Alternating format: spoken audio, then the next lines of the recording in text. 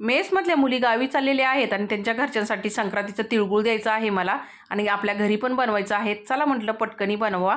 तर खुसखुशीत तिळगुळ बनवायचा आहे आपल्याला। तर इथे शेंगदाणे आहेत मी खरपूस भाजून घेतले, त्याचे सलपटे काढून घेतले आणि 2 फाकड्यांमध्ये डिवाइड करून घेतलेत। नंतर इथं तीळ आहेत ना चांगले भाजून घेतले, थोडेसे तीळ बाजूला काढून घेतले, बाकीचे तीळ आहेत ना मी मिक्सरला भरडाशे फिरून घेतले।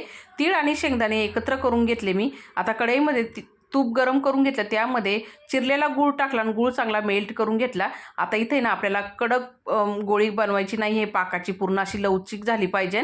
तर पाक मस्त आपला झालेला आहे। त्याच्यामध्ये लगेच मिश्रण टाकून घेतलं तिळाचं, मिक्स करून घेतलं। आता याच्यामध्ये विलायचीची पूड टाकलेली आहे मी, परत एकदा चांगलं मिक्स करून घेतलं। आता हे तिळाचं मिश्रण गरम गरमच आहे, तेच मी लाडू बांधून घेतलेत, म्हणजेच तिळगुळ।